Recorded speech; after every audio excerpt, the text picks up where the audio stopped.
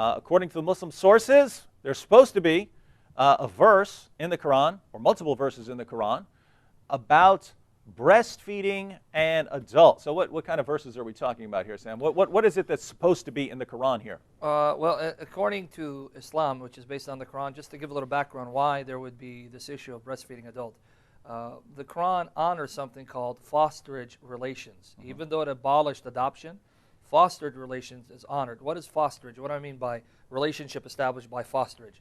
Well, it was a common practice back then, even now, where let's say your mother suckled me as I was an infant. Now, so she breastfed you. Yeah, she breastfed me. And let's say one time would be 10 breastfeedings, and then it was reduced to 5. But those are both supposed to be in the Quran, right? One abrogates the other. Yeah. Now, if that happened, then that means she's now my foster mother. You are my foster brother, and your sisters and my sisters are off limits because I'm now considered her child through breastfeeding. Now, a situation arose at the time of Muhammad because, and I have to smile, and again, stuff like this. There's no helping it, Sam. We are going to be smiling on this one, because, and so is everyone who's watching this who's not a Muslim. Muslims are going to be horrified. Everyone else is going to be cracking up laughing because this is just silly. This is found all throughout the authentic collection of narrations called Sahih Muslim, because Muhammad had abolished adoption. And we had mentioned that as one of the reasons why he cannot be a prophet in the previous program, so go back and watch that.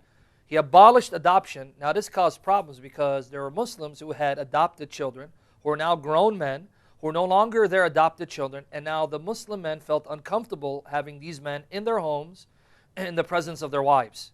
So now how do you solve this problem that Muhammad created by abolishing adoption? So you're worried about grown men being around grown women that they're not married to, and they're got to be close or in the same area as each other, so you're worried about them having lust for each other. How are you going to deal with this lust problem? Well, let me tell you how Muhammad dealt with it. Sahih Muslim, Book 8, number 3424. Sahih Muslim, Book 8, number 3424.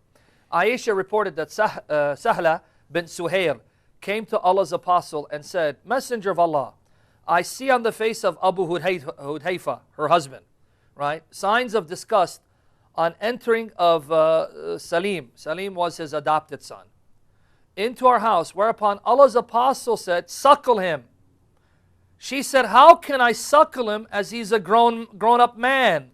Allah's messenger smiled and said, I already know that he's a young man. Amr has made this addition in his narration that he participated in Battle Badr and the narration of Ibn Umar. Allah's messenger laughed. In other words, he goes, I know he's a grown man, but go ahead, suckle him. So breastfeed this grown man. Take this grown man, let him suckle your breast a number of times, then he becomes your foster son, and then your husband will have nothing to worry about. So this is supposedly based on a Quran verse, right? Yes. Where the point is to deal with potential lust between two adults, right? You've got a woman and a man. These two people are going to be around each other. Maybe they work around each other, but they're going to be spending time around each other. How do we keep them from having sex, illicit sex with each other? Well, we've got a solution here. Allah gives the solution in the Quran. She has to breastfeed this man 10 times. So she's going to take out her breast, take him in private, put his face and his mouth on her breast. She's got to do this 10 times, and after she breastfeeds this man 10 times, after she puts her breast in his mouth 10 times, then he'll feel like her son, and they won't have any sexual desire for each other. Now this eventually got abrogated down to 5, right? So that's what Aisha said. So it went from 10 down to 5. This is supposed to be in the Quran, so there's supposed to be a 10, then there's supposed to be a 5. Neither one is in the Quran. Why? Aisha's the one who had these written down, and my sheep came and ate them. How convenient, right? Sorry, everyone, that I lost this verse that says I have to breastfeed an adult man if I'm around him anymore in order to do away with the sexual tension in the room. But this is from God, ladies and gentlemen. This is from God, in fact, according to Islam. The next narration that follows this one, 34:24, let me just read the last part to see what happened. She goes, she returned after what Muhammad said and told him, so I suckled him. So she did it. She did exactly what you said she would need to do, and was there in the heart of Abu Hudhayfa, disappeared. So now the husband was happy. Oh, so you suckled this grown man? You gave him your breast to suckle? I'm okay right now, because that means now he's our foster son. We're all good now.